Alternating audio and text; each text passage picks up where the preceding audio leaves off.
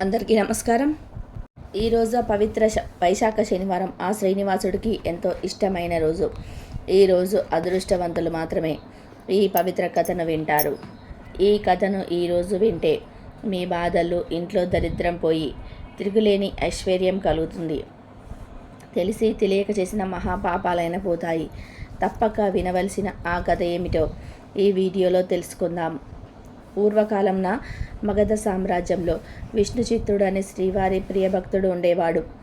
అతనికి 9 మంది స్త్రీ సంతానం కలిగి అతనికి ఎంతో పాండిత్యం కలిగిన మిక్కిలి పేదరికంతో బాధపడుతూ ఉండేవాడు. విష్ణుచిత్తుని భార్య బారామతి ఎప్పుడు కూడా శ్రీమన్నారాయణ్ణి ప్రార్థిస్తూ ఉండేది. అప్పుడప్పుడు వివాహాది శుభకార్యాలు, పౌరోహిత్య కార్యక్రమంలో దక్షిణగా వచ్చే కొద్ది సొమ్ముతో ఎంతో కష్టాలు పడుతూ కాపురం సాగిస్తున్నారు ఆ దంపతులు. కుమార్తెలకు యుక్త వయస్సు సమీపించింది. తారామతికి ఎప్పుడు వీరి వివాహం ఎలా జరిపించాలా అని చెప్పేసి చింతగా ఉండేది. ఆ శ్రీనివాసుడిని ప్రార్థిస్తూ కాలం గడుపుతూ ఉండేది. ఆశ్రిత జనరక్షకుడైన శ్రీ వెంకటేశ్వర స్వామి వారికి తన భక్తులంటే అపారమైన ప్రేమ ఉంటుందని మనందరికీ తెలిసిందే కదా. ఆనాడు మాఘ పౌర్ణమి ఉదయాన్నే ఒక వృద్ధ బ్రాహ్మణుడు విష్ణుచిత్తుడి తలుపు తట్టాడు. విష్ణుచిత్తుడితో ఇలా అన్నాడు: అయ్యా, నేను వంగదేశపు వాసిని. ఒక యజ్ఞం నిమిత్తం వెళ్తూ దారి మధ్యలో ఈ దేశం వచ్చాను. దయచేసి ఈ ఒక్క రోజు మీ ఇంట్లో ఉంచినచో తిరిగి రేపు ఉదయాన్నే వెళ్ళిపోగలను అని విష్ణుచిత్తుడిని అర్చించాడు. అందుకు విష్ణుచిత్తుడు ఇలా అన్నాడు: స్వామి, అంతకు మించిన అదృష్టం మాకేమున్నది? ఇది సాక్షాత్తు శ్రీమన్నారాయణుడితో సమానమని మన పురాణాలు ఘోషిస్తున్నాయి కదా. తమరు ఎటువంటి సంకోచం లేకుండా మా ఇంట్లో తప్పక ఉండవలసిందే అని ఆ ముసలి బ్రాహ్మణుడు లోనికి తీసుకెళ్ళి సపర్యలు గావించాడు. ఆ రోజు మధ్యాహ్నం భోజనానంతరం ఆ వృద్ధ బ్రాహ్మణుడు తారామతితో ఇలా అన్నాడు: ఎందుకు తల్లి అంత దిగాలుగా ఉన్నావు? ఏమిటి నీ బాధ? ఏమీ సంకోచం లేకుండా చెప్పు అన్నాడు. అప్పుడు తారామతి ఇలా అంటుంది: స్వామి, తమరు మహా తపస్సంపన్నులు. తేజస్సుతో సాక్షాత్తు ఆ వైకుంఠ వాసుని మాదిరిగా ఉన్నారు. మీ వద్ద దాచేదేమున్నది? నా మనోవేదంతా నా పుత్రికల వివాహం గురించియే అని అతని దగ్గర విన్నవించుకున్నది. అంతటా ఆ విప్రోత్తముడు చిరునవ్వు నవ్వి, తల్లి, నీ బాధను నేను గ్రహించాను. నీ కష్టాలన్నీ కూడా తొలగిపోయి కుమార్తెలకు శుభప్రదంగా వివాహం కావాలి అంటే ఒక అద్భుత వ్రతం ఉన్నది. అది చెప్తాను వినండి. ఈ వ్రతము ఆచరించిన మీ కష్టాలన్నీ పటాపంచలవుగాగలవు. ఆ వ్రతమే శ్రీ వెంకటేశ్వర వ్రతం.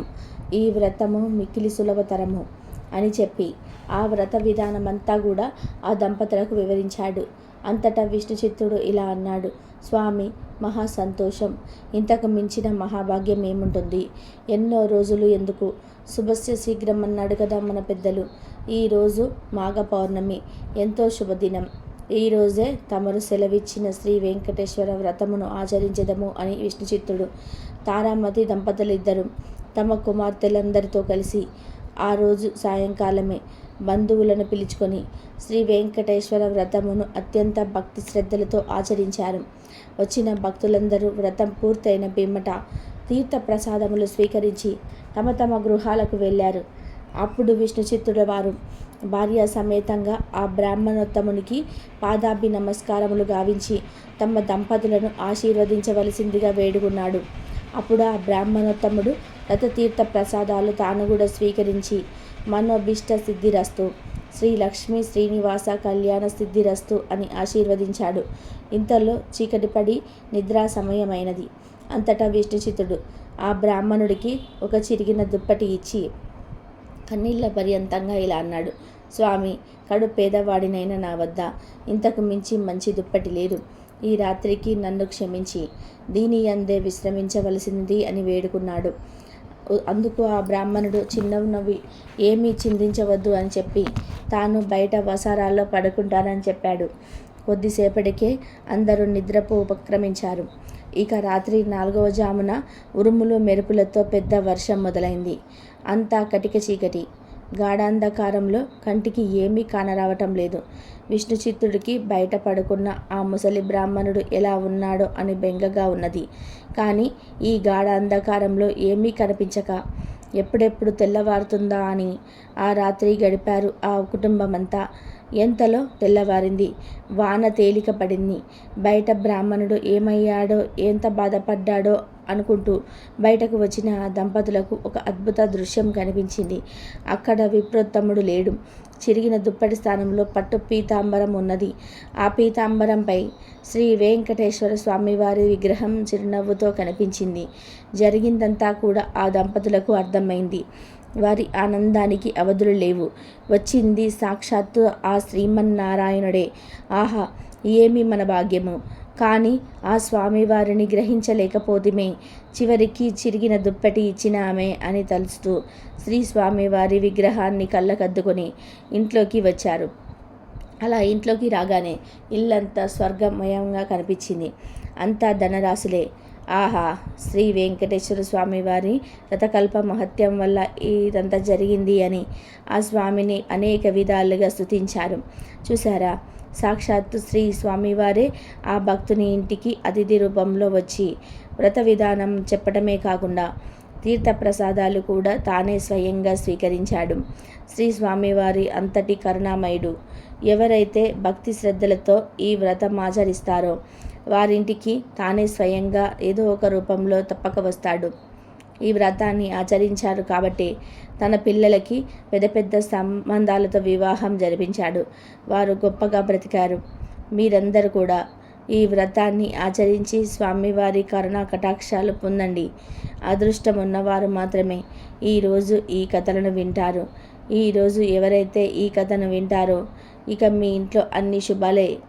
ఈరోజు ఎవరైతే 7 శనివారాల వ్రత కథను వింటారో వారికి తిరుగులేని ఐశ్వర్యం కలుగుతుంది. తెలిసి తెలియక చేసిన మహాపాపాలైన పోతాయి. ఈ కథను ఈరోజు అదృష్టవంతులు మాత్రమే వింటారు. ఈ కథను ఎవరైతే శనివారం రోజు వింటారో వారికి శని బాధలు పీడలు మొత్తం తొలగి శనిదేవుడు కరుణించి వరాలు కురిపిస్తాడు. మరి ఈరోజు తప్పక వినవలసిన 7 శనివారాల వ్రత కథను విందాం. 7 శనివారాల వ్రతం గురించి పూర్వం సూతుడు సౌనకాది మహామునులకు ఇలా చెప్పడం ప్రారంభించాడు. వినండి మహర్షులారా. ఒకసారి శనేశ్వరుడికి మానవులెవరూ తనని భక్తితో సేవించటం లేదని, భయంతో మాత్రమే పూజిస్తున్నారని విచారం కలిగింది. అప్పుడు వెంకటేశ్వరుని గురించి తపస్సు చేయక ఆయన సాక్షాత్కరించాడు. ఇక శనేశ్వరుడు వెంకటేశ్వర స్వామితో ఇలా అంటాడు: స్వామి, నా పేరంటే ప్రజలు భయపడుతున్నారు. ఆ భయం పోవడానికి ఇక నుండి నాకు ప్రీతికరమైన శనివారం నాడు నన్ను ధ్యానించి ఆహ్వానించి ఆ పైన నిన్ను పూజించిన వారికి సర్వదేవతలను పూజించిన ఫలం ఆ ఒక్క రోజులోనే రావాలి అని కోరుకున్నాడు. అందుకు స్వామి చిరునవ్వు నవ్వి, నీ కోరిక సమంజసంగానే ఉంది. అసలు నీకు నాకు భేదం ఏముంది? 6 వారాలు దాటాక 7వ వారం అంటేనే ఇష్టపడతావు. నేను 6 కొండలు దాటాక 7వ కొండ అంటాను. నువ్వు నీలవర్ణుడివి, నేను నీలంగానే ఉంటాను. నువ్వు సప్తమ గ్రహానివి, నేను సప్తగిరీశుడను. సామాన్య మానవులకు ఈ విశేష విషయాలు తెలియక నువ్వంటే భయపడుతున్నారు. నిన్ను నన్ను వేరుగా చూస్తున్నారు. నువ్వు కోరిన వరాన్ని అనుగ్రహిస్తున్నాను. ఏ భక్తుడు 7 వారాల పాటు నిన్ను ముందు పూజించి ఆ తర్వాత నన్ను పూజిస్తూ సప్త శనివారాల మహావ్రతంగా ఆచరిస్తారో వారు సమస్త శని దోషాల నుండి వారు విముక్తులై సౌభాగ్యాలను పొందుతారు. ఆయుధారోగ్యాది సౌకర్య శ్రేయస్సులను పొందుతారు. ఇందులో ఎటువంటి సందేహం లేదని వరం ఇచ్చాడు. ఇక సౌనకాది మహామునులంతా కూడా సూతుడు చెప్పింది విని చాలా ఆనందించారు. ఇక సూతుడితో ఇలా అంటున్నాడు: సూత, ఈ సప్త శనివార వ్రతం ఆచరించి శ్రీనివాసుడు అనుగ్రహం పొందిన వారు ఎవరైనా ఉంటే వారి కథను వినిపించవలసిందని అని అతన్ని అడిగారు. అప్పుడు సూతుడు ఇలా చెప్పడం ప్రారంభించాడు. పూర్వకాలంలో కాంచీపురంలో దేవదత్తుడు అనే ఒక బ్రాహ్మణుడు ఉండేవాడు. అతడు వేదాంగ పారంగతుడు. అతని భార్య మాలిని. వారిద్దరూ అతిథిని ఆహ్వానిస్తూ గృహస్థ ధర్మాన్ని పాటిస్తూ ఉండేవారు. వారికి శ్రీ వెంకటేశ్వర స్వామి వారు ఇలవేల్పు. ఒకనాడు వాళ్ళ ఇంటికి కాశీ యాత్ర చేసి వచ్చిన ఒక బ్రాహ్మణోత్తముడు వచ్చాడు. ఆ దేవతా దంపతులకు ఆయన సాక్షాత్తు శ్రీ వెంకటేశ్వర స్వామిగా భావించి అతిథి మర్యాదలు చేశాడు. భోజన అనంతరం ఆ బ్రాహ్మణుడు వారి జాతకాలను పరిశీలించి చూసి జాతకం ప్రకారంగా దేవదత్తుడికి శనిదోషం వలన అపమృత్యువు కలిగే సూచనలు కనిపిస్తున్నాయని, ఆ అపమృత్యు దోష పరిహారం కోసం సప్త శనివార వ్రతం చేసి అటు శనీశ్వరుడిని ఇటు శ్రీ వెంకటేశ్వర స్వామిని భక్తిగా ఆరాధించవలసిందిగా చెప్పాడు. చూడు తల్లి, నీవు శ్రద్ధ వహించి నీ భర్తను కూడా సప్త శనివార వ్రతం చేయడానికి ప్రోత్సహించి నీ సౌభాగ్యాన్ని నిలుపుకోవాలి సుమా అని చెప్పి హెచ్చరించాడు. ఇక సప్త శనివార వ్రత విధాన్ని బోధించాడు. దేవదత్తుడు ఆ శనివారం బ్రహ్మ ముహూర్తాన లేచి స్నానాలు చేసి ఇంటిలో ఈశాన్య భాగాన పూజాపీఠం పెట్టి వెంకటేశ్వర స్వామి చిత్రపటం పెట్టి నైవేద్యానికి కొబ్బరికాయలు, అట్టిపళ్ళు, నల్ల ద్రాక్ష పళ్ళు, 7 చిమ్మిలి ఉండలు సిద్ధం చేసుకొని ఉదయం పూజ చేసి ఒక బ్రాహ్మణుని పిలిచి ఆయనకు భోజనం పెట్టి ఆ పైన వారు కూడా భుజించి మొదటి రోజు వ్రతం యథావిధిగా నిర్వర్తించాడు. ఆ విధంగా వరుసగా వారు 7 శనివారాల పాటు వ్రతాన్ని భక్తి శ్రద్ధలతో కొనసాగించారు. ఇక 7వ శనివారం వ్రత పరిసమాప్తం చేసి భోజనం చేసి కొంతసేపు శ్రీ వెంకటేశ్వర స్వామి మహిమలు స్మరించుకుంటూ వచ్చారు. ఆ దంపతుల భక్తి శ్రద్ధలకు, పూజా విశేషాలకు ప్రసన్నుడై శ్రీ వెంకటేశ్వర స్వామి మాలినీదేవికి స్వప్నంలో సాక్షాత్కరించి, ఓ పరమసాధ్వి, నీ దంపతులిద్దరూ శ్రద్ధాభక్తులతో చేసిన సప్త శనివార వ్రతానికి నాకు చాలా సంతృప్తి కలిగింది. ఆ వ్రత ప్రభావం వలన నీ భర్తకు శని దోషం, అపమృత్యు భయం కూడా తొలగిపోయాయి. అతనికి రాబోయే జన్మలోని ఆయుర్దాయాన్ని ఈ జన్మలోకి తీసుకువచ్చి అతన్ని పూర్ణాయుర్దాయం కలిగేవాడిగా చేశాను.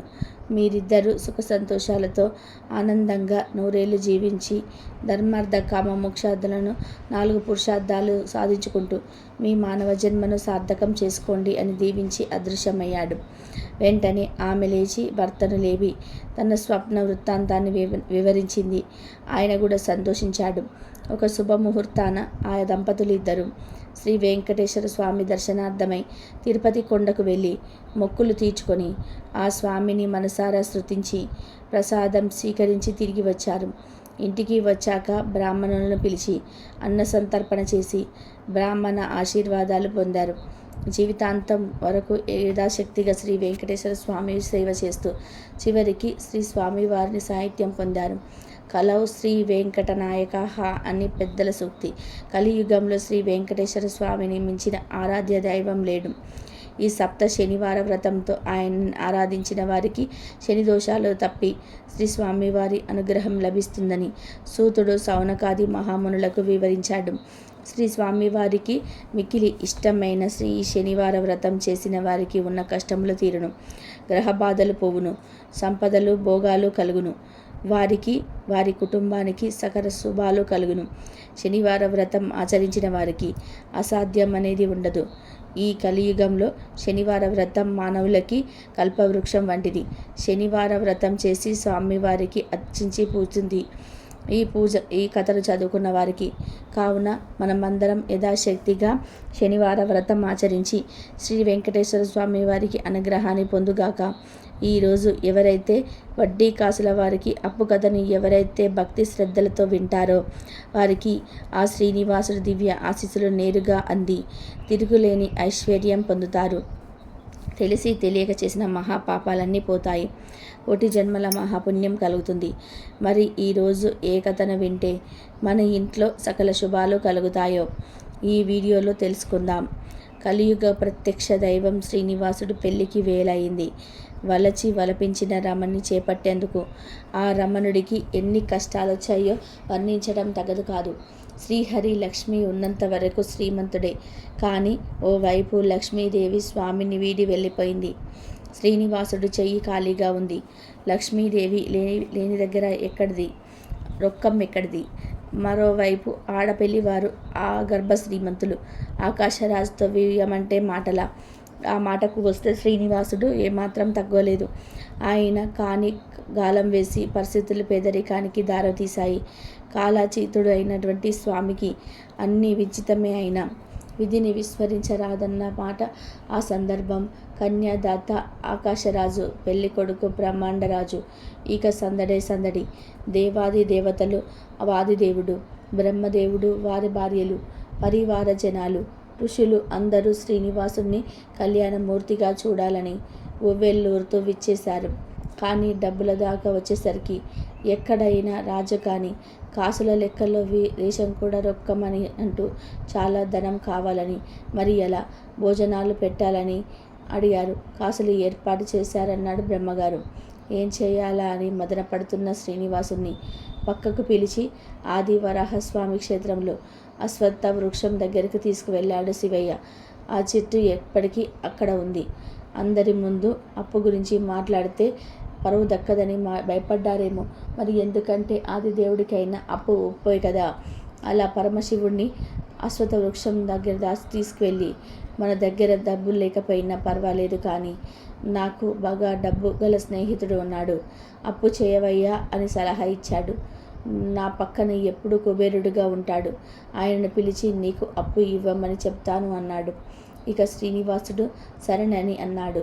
ఇక కుబేరుడిని పిలిచి శ్రీనివాసుకి అప్పు కావాలి, ఇవ్వమని అడిగారు.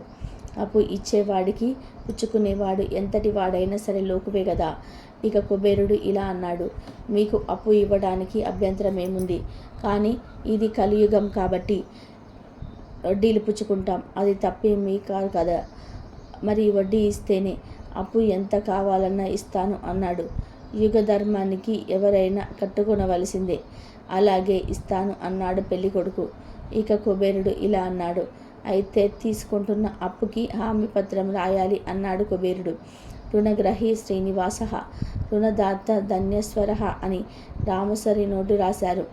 ఏ విలంబి నామ సంవత్సరే చైత్రశుద్ధ దశమి మాసరే అంటూ అశ్వత్థ వృక్షం కింద పడి 14 లక్షల రామచంద్రమూర్తి ముద్రలు కలిగిన బంగారు కాసులను, అంటే శ్రీరామ మాటలను ప్రతి 100 కాసులకి 1 కాసు వడ్డీ ఇచ్చేటట్లు, యుగాంతం అయ్యేసరికి అసలు తీర్చేటట్లు నోటు రాసి అయ్యా డబ్బు ఇయ్యమని అడిగాడు. నోటు రాసిచ్చినందుకు సంతోషమే, కానీ యుగ ధర్మం కనుక సాక్షి సంతకం ఉంటేనే డబ్బు ఇస్తాను అన్నాడు కుబేరుడు. ఇక శ్రీనివాసుడు చతుర్ముఖ బ్రహ్మ వంక చూశాడు. ఆయన నేను సాక్షి సంతకం చేస్తానన్నాడు. ఒక సాక్షి, ఒక కొడుకు ఉన్నా ఉండకపోయినా ఒకటే, ఏమీ అనుకోకుండా ఇంకొక సాక్షి సంతకం కావాలి అన్నాడు కుబేరుడు. ఇక శ్రీ వెంకటేశ్వర స్వామికి నమ్మకమైన స్నేహితుడైన పరమశివుడు వంక చూస్తే తాను చేస్తాను అన్నాడు. ఇక కుబేరుడు ఇలా అన్నాడు, మీరు పెడితే ఇంకా మాకు సంతోషం, తప్పకుండా ఇచ్చేస్తామన్నాడు కుబేరుడు. ఇక పరమశివుడు సాక్షి సంతకం చేశాడు. అప్పుడు మెల్లగా కుబేరుడు, ముగ్గురు సంతకం పెడితే ఎంత బాగుండో అని బలంగా అన్నాడు.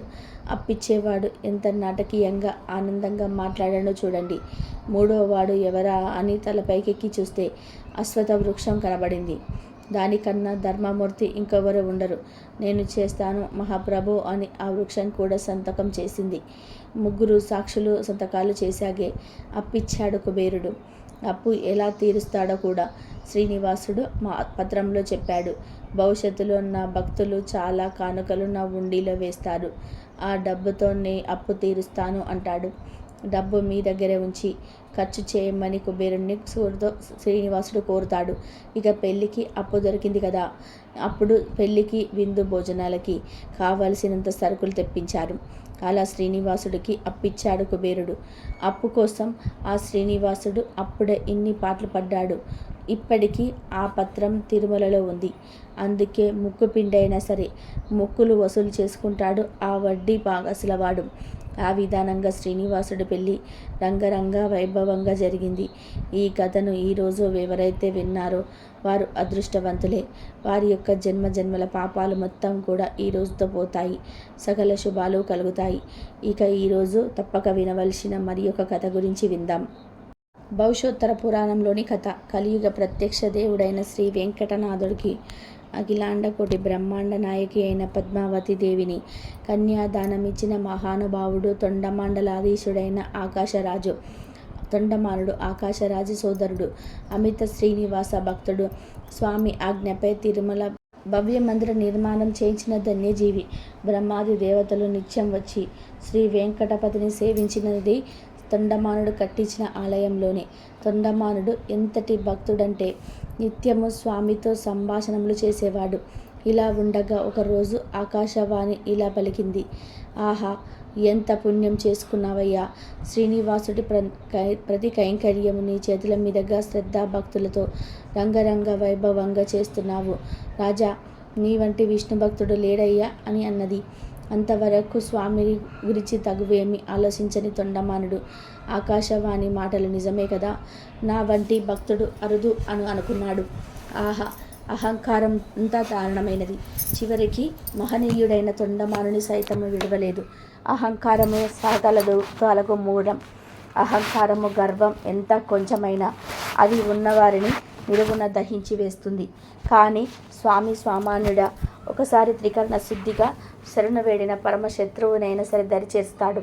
అలాంటిది సర్వసుగుణవంతుడు మహాభక్తుడైనటువంటి తొండమానుని పతనం జరగనిస్తాడా? లేదు. వెంటనే తొండమానునికి గుణపాఠం నేర్పాలని నిశ్చయించుకున్నాడు స్వామి. ఒకరోజు తొండమానుడు స్వామితో సంభాషిస్తూ ఇలా అన్నాడు. నా వంటి భక్తుడు ఈ ముల్లోకాలో లేడు. అసలు నేను తప్ప నీకు నిజభక్తుడు ఎవరైనా ఉన్నారా దేవాదిదేవ అని ప్రశ్నించాడు. జగన్నాటక సూత్రధారి అయినప్పటికీ చిరుమందహాసంతో సమాధానమిచ్చి ఆ తొండమానుడికి గుణపాఠం చెప్పే నాటకానికి అప్పుడే శ్రీకారం చుట్టాడు. ఒకరోజు తొండమానుడు రోజులాగానే ఉదయాన్నే స్వామి దర్శనం చేసుకొని నిశ్చల భక్తితో ఆ పరమపురుషుని ధ్యానించి కలిదోష నివారణకుడైన శ్రీ పాదములను చూశాడు. శ్రీవారి పాదములను చుట్టూ ఉన్న కోట్లాది సౌర్య మండలాది వల్ల ప్రకాశిస్తున్న ఈ తొండమానుడు పూజించిన సువర్ణ కమలాలు ఆశ్చర్యం.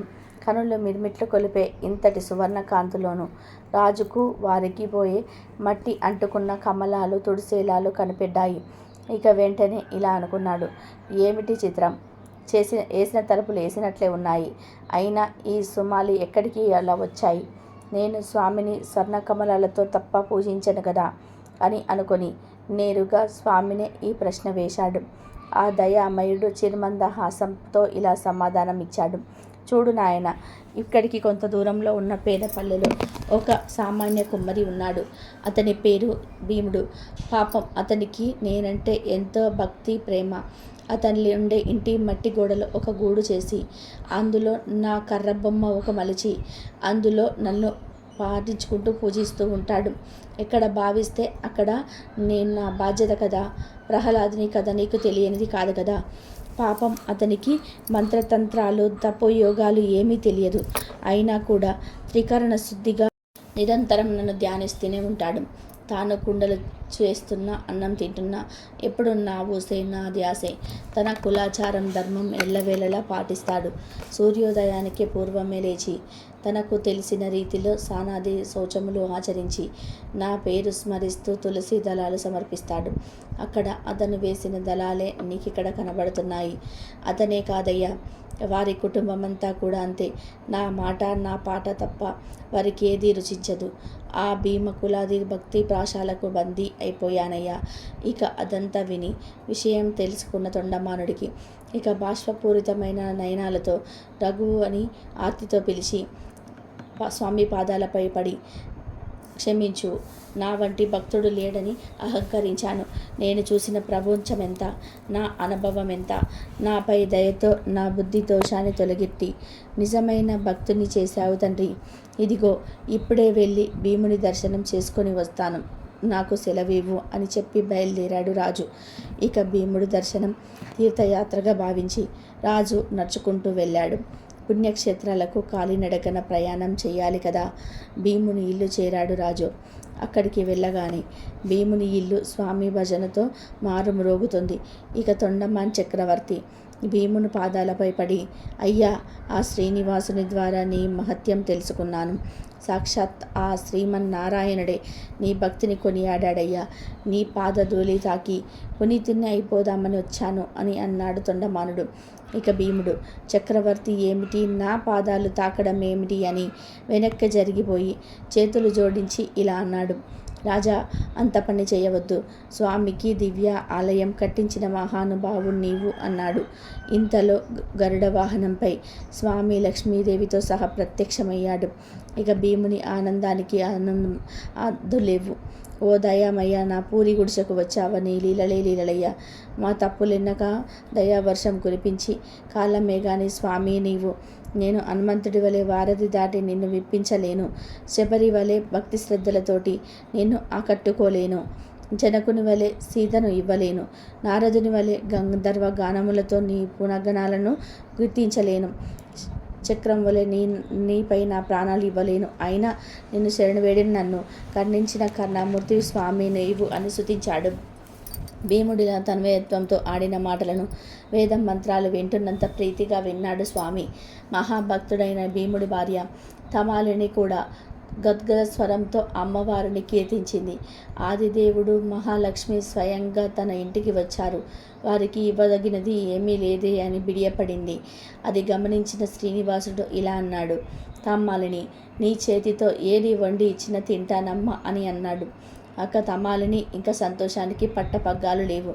తనకు పెద్దల వల్ల తెలిసినంతలో యథాశక్తిగా శుచితో తామర తోటలలో వంటకాన్ని వండి లక్ష్మీ నారాయణులకు వడ్డించినది. తృప్తిగా ఆలకించారు అలుపేలు మంగా శ్రీనివాసులు. తొండమానుడు చూస్తుండగానే దివ్య శరీరధారులై వైకుంఠ ధామానికి చేరారు భీమకులాల దంపతులు. ఇదంతా కూడా ఆశ్చర్యంగా చూసిన తొండమానుడు, ప్రభు, నా సంగతేమిటి అని ప్రాధేయపడ్డాడు. అప్పుడు జగన్నాథుడు ఇలా అన్నాడు, రాజా, తర్వాత జన్మలో నీవు విరాగివై నా ఏకాంత భక్తుడవవుతావు. అప్పుడు తప్పక నీకు ముక్తి లభిస్తుంది అని చెప్పి తొండమానుడి ఊరడించాడు. ఇలా తొండమానుడికి భీముడికి ముక్తిని ప్రసాదించాడు శ్రీ వెంకటేశ్వరుడు. అహంకారం ఎంతటి వారికైనా ఎంత కొంచెమైనా తగదు. మహనీయుడైన తొండమానుడికి అహంకారం ఉండడం వలన భంగపాటు తప్పలేదు. ఇక సామాన్యులమైన మన సంగతి ఏమిటి? కాబట్టి మనం ఎల్లప్పుడూ విధేయతలతో ఉండాలి. ధర్మం, కర్తవ్యం పాటిస్తూ స్వామిని నిష్కల్మష భక్తితో కోల్చేవారికి కరుణిస్తాడు ఆ భగవంతుడని నిర్ణయించాడు భీముడు. కులం కన్నా గుణం ప్రధానం కదా, కాబట్టి అదృష్టవంతులు మాత్రమే ఈ కథను వింటారు. ఈ కథను ఈరోజు ఎవరైతే వింటారో మీ ఇంట్లో సకల శుభాలు కలుగుతాయి. ఈరోజు శ్రీవారి కళ్యాణం కథను ఎవరైతే వింటారో వారి ఇంట్లో అన్ని శుభాలే కలుగుతాయి. ఎలాంటి పాపమైనా పోయి కోటి జన్మల మహాపుణ్యం వస్తుంది. జీవితంలో దరిద్రం దరిచేరదు. మరి ఎంతో పవిత్రమైన శ్రీవారి కళ్యాణం కథను ఇప్పుడు విందాం. పూర్వం మునులందరూ ఒకచోట సమావేశమై శ్రీ వెంకటేశ్వరుని వైభవం వర్ణింపమని సూతుణ్ణి ప్రార్థించారు. దానికి సూతుడు బ్రహ్మానంద భరితుడై, ఇంతకంటే వినదగినది చెప్పదగినది ఏముంటుంది? తప్పక చెప్తాను వినండి. కానీ ఇలా కథ చెప్పడం ప్రారంభిస్తాడు. కలియుగంలో వెంకటాచలం పరమ ప్రసక్తమైన పుణ్యక్షేత్రం. దాని మహిమ వింటే చాలు సకల శుభాలు చేకూరుతాయి. కృతయుగంలో వృషభాద్రి అని, త్రేతాయుగంలో అంజన పర్వతమని, ద్వాపర యుగంలో శేషశైలం అని పిలువబడే గిరివరమే కలియుగంలో వెంకటాచలం అని పేరు వహించింది. యుగ భేదాలు బట్టి ఆ పర్వతానికి నామభేదాలు ఏర్పడ్డాయి. వేమ్లెస్ కట అనగా సర్వ పాపాలను దహించేది అని అర్థం. పూర్వం అశ్వకాది మహామురుషులు గంగాజలంలో యజ్ఞం చేయటానికి పూరుకున్నారు. నారద మునిషి అక్కడికి వచ్చి, మీరు ఈ యాగం ఎందుకు చేస్తున్నారు? ఈ ప్రతిఫలం ఎవరికి చెందుతుంది? దేవతలలో ధ్యానింపదగిన వారెవరు అని ఒకరిని ప్రశ్నించారు. ఆ పలుకులు విని యోగులందరూ కూడా సంశయంలో పడతారు. ఎటు తేల్చలేక సందేహం నివారింపమని గురు మహర్షిని వేడుకుంటారు. మేల్పులందరినీ పరీక్షిస్తే గాని వారి యోగ్యత నిర్ణయించటానికి వీలు కాదని భృగు మహర్షి మొట్టమొదట బ్రహ్మలోకానికి పయనమై వెళ్తాడు. ఆ సమయంలో చతుర్ముఖుడు సరస్వతి సమయుడై దిక్పాలకులతో ఏదో ముచ్చటిస్తూ ఉంటాడు. వచ్చిన మునీంద్రుడు పట్టించుకోడు. దానితో మహర్షికి బ్రహ్మదేవుడు అపూజ్యుడు అనే భావం కలుగుతుంది. అతను అక్కడి నుండి ఉటావుటిన కైలాసానికి పోతాడు. కైలాసంలోని శివుడు పార్వతీదేవి విహరిస్తూ ఆ ఋషి వంక కన్నెత్తైనా చూడరు. అందువల్ల శంకరుడు కూడా అపూజ్యుడే అని ముని నిర్ణయించుకుంటారు. వెంటనే ఆ చోట నుండి శ్రీ మహావిష్ణువు దగ్గరకు వైకుంఠ నగరానికి వస్తాడు. వైకుంఠంలో శ్రీ మహావిష్ణువు లక్ష్మీదేవితో వినోదిస్తూ శేషశైలను అలంకరించి ఉంటాడు. తన లోకమే తనదిగా ఉన్న మాధవుని చూడగానే మహర్షికి కోపం అద్దుమీరుతుంది. వెంటనే అతను లక్ష్మీపతి వక్షస్థలాన్ని కాలితో తంతాడు. అప్పుడు నారాయణుడు వెంటనే లేచి మునికి నమస్కరించి, ముని పుంగవ, అతి కోమలమైన నీ పాదకమలం కఠినమైన నా వక్షస్థం సోకి ఎంత నొచ్చిందో ఏది చూడనివ్వండి అంటూ ఆయన పాదాలను కడిగి ఆ జలం తన తలపై చల్లుకుంటాడు. అహంకారానికి కారణమైన మూడో నేత్రాన్ని తాను చిదిపి వేస్తాడు. భృగు మహర్షి తాను చేసిన తప్పుకు ఎంతో పశ్చాత్తాపడతాడు. ఇక లక్ష్మీదేవి ఎంతో కోపిస్తుంది. వాసుదేవుని వక్షస్థలం తన నిలయం. మాధవుని వక్షస్థలాన్ని తన కాలితో తన్నినా కూడా ఆ మహర్షిని మాధవుడు ఏమీ అనలేడని శ్రీ మహాలక్ష్మికి ఎంతో కోపం వచ్చింది. ఆమె క్రోధావేశంతో నేనిక్కడ ఒక క్షణంకిట్లా ఆగను, నా దారి నాది, నీ దారి నీది అంటూ తక్షణమే లేచి అక్కడ నుండి వెళ్ళిపోతుంది. ఇక విష్ణుమూర్తి లక్ష్మీదేవి వియోగం భరించలేకపోతాడు. ఆయన విషాదంతో వైకుంఠం విడిచి సువర్ణముఖి తీరంలో శాంతికి నిలయమైన వెంకటాద్రికి వస్తాడు. అక్కడ ఒక పుట్టలో ప్రవేశిస్తాడు. ఇలా కాలం గడిచిపోతూ ఉంది. అది ద్వాపర యుగాంతం. ఆ కాలంలో చూడరాజ్యాన్ని ధర్మాత్ముడైన ఒక చోళ ప్రభువు ఏలుతుంటాడు. శ్రీనివాసుడి కోసం బ్రహ్మ గోవుగాను రుద్రుడు తోటగాను మారుతాడు. శ్రీ మహాలక్ష్మి గోపాలిక రూపంలో వచ్చి ఆ గోపాల స్థానంను చూలరాజుకి విక్రయించి కోల్హాపురం చేరుతుంది. దండిగా పాలించే ఆ రాణి కడ శ్రద్ధగా చూస్తూ ఉంటుంది. మాయా గోవు ఆ రాజుగారి ఆలమందలో చేరి మేతకై వెంకటాద్రికి వచ్చి అక్కడ శ్రీనివాసుని వెతుకుతుంది. పొంటలో ఆయన పసికడుతుంది. ఆనాటి నుండి అది అనుదినం అక్కడికి వచ్చి క్షీరం వర్షించి శ్రీనివాసుని తృప్తిపరిచేది. తోటి గోవులతో కలిసి మళ్ళీ ఊరు చేరుతూ ఉండేది. కుండ పొదుగులతో మిగిలిన గోవులన్నీ కూడా ఇంటికి పాలు వస్తాయి. ఈ వావు ఒట్టి పొదుగుతో రావడానికి కారణం ఏమిటి? నీవు పాలన్నీ తాగేస్తున్నావా? నిజం చెప్పు అని రాణి పశువుల కాపర్ని నిలదీస్తూ అడుగుతుంది. పాపం గోపాలుడు తనకేమీ తెలియదని అంటాడు. వంగుతున్నాడని ఆయన అతని కఠినంగా శిక్షిస్తున్నాడు. ఈ ఆవు అంత తేల్చుకోవాలని మరునాడు గోపాలుడు ఆలమందలోని వస్తాడు. ఆ గోవులను ఒక కంట కనిపెడుతూ ఉంటాడు. అది మామూలుగా పుట్ట దగ్గరికి పోతుంటే చాటుమాటున ఉండి అంతా గమనిస్తూ ఉంటాడు. పుట్టలోకి పాలు దిగజారుతున్న ఆవును చూడగానే వాడికి ఒళ్ళు బగ్గుమంటుంది. వెంటనే గోడ్డల్ని పైకెత్తి ఆవు తన మీద కొట్టబోతాడు. ఇక కొట్టలో ఉన్న శ్రీనివాసుడు చివ్వున విరవికి వచ్చి ఆ గొడ్డలి వేటుకు తన శిరస్సు అడ్డు పెడతాడు. ఆయన తలకు బలమైన గాయం కలిగి నెత్తురు పైకి చెమ్ముతుంది. ఈ పాపానికి ఫలంగా గొల్లడు అక్కడికక్కడే నేల కూరి మరణిస్తాడు. ఇక శ్రీనివాసుడు పుట్టలో ప్రవేశిస్తాడు. ఇక ఆవు పరుగులు తీస్తూ నారాయణపురం చేరుతుంది. అక్కడ రాజుగారి సమూహంలో పడి దొర్లాడుతూ ఉంది. ఈ వైపరీత్యం ఏమిటో కనిపెట్టమని రాజు చారుని వినియోగిస్తాడు.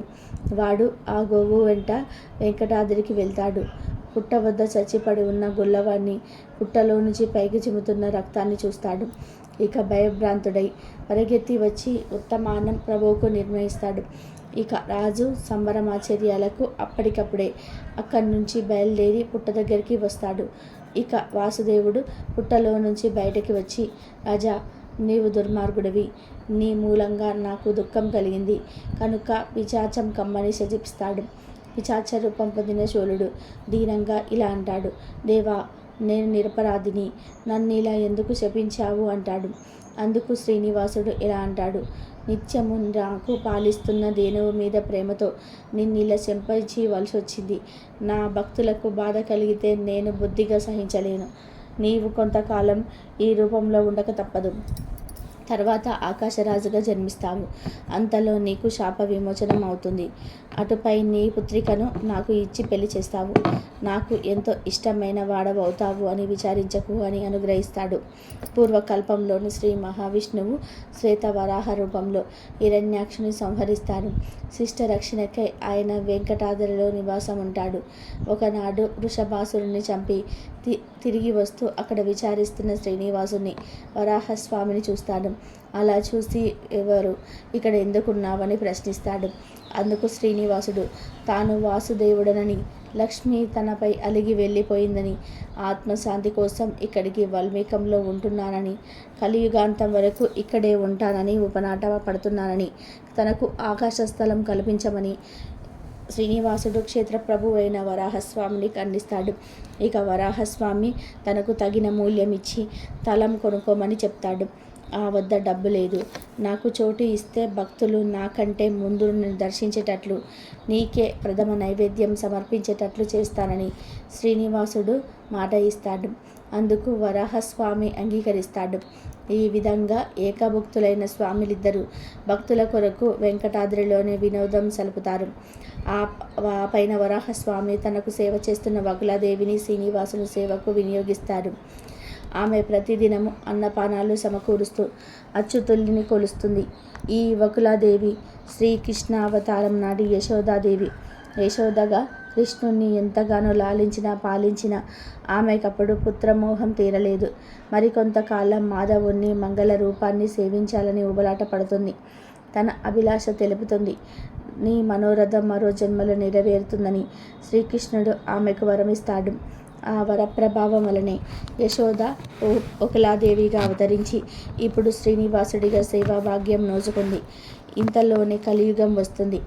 శాపగ్రస్తుడైన చోళవిభుడు ఆకాశరాజుగా ఆవిర్భవించి నారాయణపురానికి నారదుడవుతాడు. అతడికి తొండమానుడైన ఒక సోదరుడు కూడా ఉంటాడు. ఆకాశరాజుకు బహుకాలం సంతానం లేదు.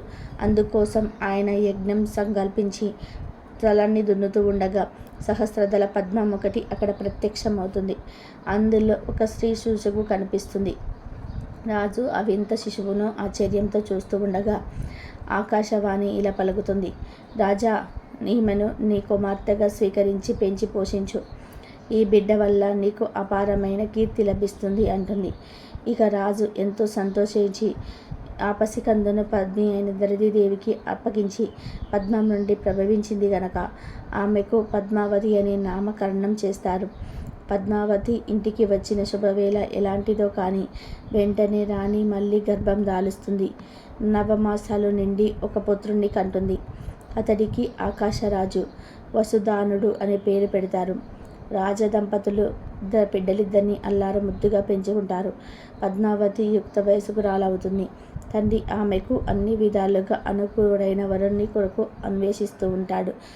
ఒకనాడు చెలికత్తెలతో పద్మావతి ఉద్యానంలో వివరిస్తూ ఉంటుంది. అక్కడికి ఆకస్మికంగా నారదుడు వచ్చి ఆమె చెయ్యి చూసి, నీకు లోకేశ్వరుడైన నారదుడిగా కానున్నాడని జోష్యం చెప్పి అంతర్ధానం అవుతూ ఉంటాడు. ఆ రోజే శ్రీనివాసుడు గుర్రం ఎక్కి కిరాత వేషంతో వెంకటాద్రి నుండి వేటకు బయలుదేరుతాడు. ఒక మదపుటి ఏనుగును తరుముకుంటూ వస్తాడు. అలా వచ్చి పద్మావతి తన సగులతో విహరిస్తున్న ప్రమద వగ్గనంలోకి ప్రవేశిస్తాడు. పద్మావతి శ్రీనివాసుడు పరస్పరం చూసుకుంటారు. వెంటనే చెలికత్తెలు ఇలా అంటారు. అయ్యా, నీవెవరు? ఇక్కడికి ఎందుకు వచ్చావు? ఇది పురుషులు రాకూడని ప్రదేశం. సప్తరం వెళ్ళు అని హెచ్చరిస్తారు. దానికి శ్రీనివాసుడు ఇలా అంటాడు. నేను మీ రాజపుత్రిక కొరకు వచ్చాను. నాకు ఆమెతో పని ఉంది అంటాడు శ్రీనివాసుడు. దానికి చెలికత్తెలు, ఏమిటా పని? అసలు నీవెవరు? నీ పేరేమిటి? ఊరేమిటి? కులగోత్రాలేమిటి? నీ తల్లిదండ్రులు ఎవరు అని వారు గద్దిస్తారు. అప్పుడు శ్రీనివాసుడు, చెప్పి తిని కదా, మీ రాజకుమార్తె కోసం వచ్చానని. నేను ఆమెతోనే మాట్లాడాలి అని అంటాడు. ఇక శ్రీనివాసుడు పద్మావతిని చూసి, మాది చంద్రవంశం. నన్ను కృష్ణుడు అంటారు. నా జనని జనకులు దేవకీ వసుదేవులు. మరి మీ కులగోత్రాలు ఏమిటో వినవచ్చా అంటాడు. అందుకు పద్మావతి ఇలా అంటుంది. నేను ఆకాశ రాజపుత్రిని. నా పేరు పద్మావతి. వివరాలు చాలునా? ఇక మీరు దయచేయవచ్చు అంటుంది. ఇక చెలికత్తెలు కిలకిల నవ్వుతారు. అంతటా శ్రీనివాసుడు ఇలా అంటాడు. పద్మ, ఆ మాటలే కావస్త మెల్లగా మృదువుగా రానివ్వరాదా? నిన్ను చూడగానే నా మనస్సు ఏవేవో అవుతున్నది. నాతో ఇంత నిష్ఠూరంగా పలకదగునా? నేను నీ వాడనే కదా, నన్ను పతిగా స్వీకరించు అంటాడు. ఇక రాకుమారికి కోపంతో కనులు ఎరుపెక్కుతాయి. నన్ను అనరాని మాటలు అంటున్నావు. మా జనకుడు చూస్తే నేను ప్రాణాలతో విడిచిపెట్టడు. బ్రతుకు మీద ఆశ ఉంటే ఇక్కడి నుండి వెళ్ళిపో అని హెచ్చరిస్తుంది. ఇక శ్రీనివాసుడు ఇలా అంటాడు. నీ తండ్రి నన్ను శిక్షించడానికి ఇక్కడ నేను చేసిన నేరమేంటి? నీవు కన్యవు, నేను వరించడం తప్ప అని శ్రీనివాసుడు ఆమెను సమీపిస్తాడు. ఇక పద్మావతి ఎంతో కోపంతో అక్కడ నుండి రివ్వున కనువేలుతుంది. ఇక శ్రీనివాసుడు నిజ నివాసానికి మరలి వచ్చి చింతతో ఉంటాడు. ఇక వకులాదేవి వచ్చి కన్నీరు కారుతున్న శ్రీనివాసుని చూసి కలవరపడి కారణం అడుగుతుంది. అతను తాను వేటకై వెళ్ళి ఒక ఉద్యానవనంలో పద్మావతి అనే కన్యని చూశానని, ఆమెను తన దానిగా చేసుకోవాలని, అలా జరగకపోతే తాను జీవించలేనని చెప్తాడు. అందుకు వకులాదేవి సంభ్రమంతో ఆ కన్య తండ్రి ఎవరు, నివాసం ఎక్కడ అని అడుగుతుంది. ఇక శ్రీనివాసుడు ఇలా అంటాడు, ఆమె నారాయణపురం పాలించే ఆకాశరాజు కూతురు అని అనగానే వకులాదేవి సంతోషించి వెంటనే కన్యను అడగడానికై నారాయణపురానికి ప్రయాణమై వెళ్తుంది. అక్కడ పద్మావతి కిరాత వేషంలో వచ్చిన మాధవుడిపై మనసు పడి అన్నపానీయాలు విసర్జించి చింతతో చిక్కి సగమవుతుంది. ఇక చెలికత్తెలు ఉద్యానవనంలో జరిగిన సంగతంతా కూడా పూసగుచ్చినట్లు ఆమె తల్లిదండ్రులకు మనవి చేస్తారు. రాజదంపతులు ఆలోచనలో పడతారు. ఎంతలో శ్రీనివాసుడు ఎరుకలసాని వేషంలో ధరణీదేవి దగ్గరికి వస్తాడు. రాజపత్ని తనకు కుమార్తె పరిస్థితి వెంట పెట్టుకొని సోది చెప్పమని ఎరుకలసానిని కోరుతుంది. శ్రీ వెంకటేశ్వరుడు, నీ కూతురు కిరాత వేషంలో వేటకై వచ్చిన శ్రీనివాసుని ఉద్యానవనంలో చూసి మోహించింది. ఆయనకేమీనిచ్చి పెళ్లి చేస్తే ఆమె బాధ తీరుతుంది. అలా జరగకపోతే వేదనతో ఆమె చనిపోతుంది. ఇప్పుడే శేషశైలం నుంచి ఒక వృద్ధురాలు పెళ్లి రాయబారానికై మీ చెంతకు వస్తుంది. మీరు సంశయం పడకుండా వెంటనే వివాహ నిర్ణయం చేసుకో అని చెప్పి వెళ్ళిపోతారు. ఎరకలసాని అలా వెళ్ళగానే వకులాదేవి ధరణీదేవి దగ్గరికి వస్తుంది. తాను కన్యార్థమై వెంకటాద్రి నుండి వచ్చానంటూ శ్రీనివాసుని కులగోత్ర నామ నక్షత్రాన్ని వివరిస్తుంది. రాజదంపతులు తమకు కూతురికి తగిన వరుడే లభించినందుకు ఆనందభరితులై బృహస్పతితో సమానాసించి వైశాఖ శుద్ధ దశమి శుక్రవారం శ్రీనివాసుడికి పద్మావతికి పరిణయం చేయడానికి లగ్నం పెట్టి శుక్రుని ద్వారా శుభలేఖ తిరునకు పంపుతారు. ఈలోక తన రాకకే ఎదురు చూస్తున్న వెంకటేశ్వరుడితో వకులాదేవి తాను కార్యం పండించుకొని వచ్చానని చెప్పి ఆనందపరుస్తుంది. తర్వాత సుఖ సందేశం అందక స్వామి పొంగిపోతాడు. తర్వాత వెంకటాచలపతి తన పరిణయోత్సవానికి బ్రహ్మ రుద్రాది దేవతల గణాన్ని ఆహ్వానిస్తాడు. వారందరూ శేషాచలానికి సపరివారంగా తరలి వస్తారు. వచ్చిన వారినందరినీ వెంకటరమణమూర్తి ఆదరిస్తాడు. లక్ష్మీ లేని పెళ్లి కాదని గోవిందుడు కొల్హాపురం నుండి శ్రీదేవిని రప్పిస్తాడు. ఆమె వెంకటాద్రికి వచ్చి తాను చెప్పిన వేదవతినే పరంధాముడు పరిణయం ఆడబోతున్నందుకు ఎంతో మురిసిపోతుంది. శ్రీలక్ష్మి శ్రీనివాసుడికి మంగళస్నానం చేపిస్తుంది. పార్వతీ సరస్వతి సావిత్రి మున్నగు సువాసులందరూ శేషగిరివాసుని సర్వాలంకార శోభితుడిగా చేస్తారు. వశిష్ఠాది మహామునులు పుణ్యాల కార్యక్రమాలు వహిస్తారు. శ్రీనివాసుడు ఇక తన కళ్యాణానికి కుబేరుడిగా వద్ద 14 లక్షల రామముద్రికలు అప్పుగా తీసుకుంటాడు. వడ్డీ చెల్లిస్తూ కలియుగాంతాన ఆశలు తీరుస్తానంటాడు. ఈ పైకంతో శ్రీనివాసుడు 3,000,000 దేవతలకు అశేష ఋషిగణాలకు కృష్ణాన్న సంతర్పణ చేస్తారు. ఆ మరునాడు స్వామి సపరివారంగా నారాయణపురానికి బయలుదేరతాడు. ఆకాశరాజు తన సోదరుడైన పొండమానుని ఎదురగి గంధమానాద్యాలతో పూజించి వాసుదేవుడికి వస్త్రాపహరణాలు సమర్పిస్తాడు. ఆ రాత్రి ఆకాశరాజు పతిత పావనుడైన పరమాత్ముని పరివారానికి భోజనాది సకల సౌకర్యాలను సమకూర్చి వాళ్ళనందరినీ కూడా సంతోషపెడతాడు. మరునాడు సాయంకాలం వరపూజ జరుగుతుంది. ఇక ఆకాశరాజు మంగళ వాయిద్యాల మధ్య శ్రీనివాసుని ఏనుగు మీద ఊరేగిస్తూ వివాహ మంటపానికి తీసుకొని వస్తాడు. అక్కడ తొండమానుడి భార్య స్వామికి కర్పూర నీరాజనం ఇస్తుంది. ఇక వరుడు రత్నపీఠం వధిస్తాడు. ఆ నిమిషులు ఋషులు పరిణయోత్సవం తిలకించాలని కుతూహలంతో కిక్కిర్చి కూర్చుంటారు. పురోహితుడు సంకల్పం చెప్తుండగా ఆకాశరాజు మల్లెపర్కం ఇచ్చి శ్రీనివాసుని పాదాలు పన్నీటితో కడుగుతాడు. గంధ పుష్పాలతో అర్చిస్తాడు. ఇంతలో సుముహూర్తం సమీపిస్తుంది. ఇక శ్రీనివారు పద్మావతి చేతికి కంకణం కడతాడు. దివ్య శంఖాలు తిరుచిరణాలు వేణు వీరామ్ర మృగాది వాయిద్య ధ్వనులు మిల్లు ముడుతుండగా సిగ్గు బరుగున తల వంచి కూర్చున్న పద్మావదేవి కంఠంలో స్వామి మంగళసూత్రం ముడివేస్తాడు. పిమ్మట వధూవరులు ముత్యాల తరంబ్రాలు పోసుకుంటారు. తక్కిన పెళ్లి తతంతమంతా శాస్త్రోక్తంగా జరిగిపోతుంది. ఇక దేవతలు ఋషులు ఆ దివ్య దంపతులని ఆశీర్వదిస్తారు. ఆకాశరాజు అంగరంగ వైభవంగా పెళ్లి జరిపి అల్లుడికి కోటి నిష్కాలు అనంత కోటి ఆభరణాలు కానుకగా ఇస్తారు. పెళ్లికి వచ్చిన పిల్లలను, పెద్దలను, బంధుమిత్రులను ఎంతో చిత్రంగా సత్కరిస్తారు. ఇక శ్రీనివాసుడు పద్మావతి సమేతంగా బ్రహ్మాది దేవతలతో వెంకటాద్రికి బయలుదేరతాడు. వివాహ దీక్ష వలన ఆయన 6 మాసాల వరకు కొండెక్కరాదు కనుక సువర్ణముఖి తీరంలో అగస్త్యాశ్రమంలో అంతవరకు ఉండాలని నిశ్చయించుకుంటారు. దేవతలు దేవుడి వద్ద సెలవు పుచ్చుకొని నిజ నివాసాలకు వెళ్ళిపోతారు. మహాలక్ష్మి కోల్హాపురానికి మళ్ళీ వెళ్ళిపోతుంది. ఈ విధంగా పద్మావతి శ్రీనివాసుల కళ్యాణం అంగరంగ వైభవంగా జరుగుతుంది. ఈ కథను ఈరోజు ఎవరైతే వింటారో వారి ఇంట్లో అన్ని శుభాలే కలుగుతాయి. ఎలాంటి పాపాలైనా పోయి కోటి జన్మల మహాపుణ్యం వస్తుంది. జీవితంలో దరిద్రం దరిచేదదు. కాబట్టి ఈ కథను విన్నవారికి అదృష్టం వరిస్తుంది. ఆయురారోగ్య అష్టైశ్వర్యాలు వస్తాయి. ఆ స్వామివారి శ్రీ వెంకటేశ్వర స్వామివారి అనుగ్రహం కలిగి ఆయురారోగ్య అష్టైశ్వర్యాలతో ఉంటారు. ఇంతవరకు చూసినందుకు ధన్యవాదాలు. Please like, share, subscribe.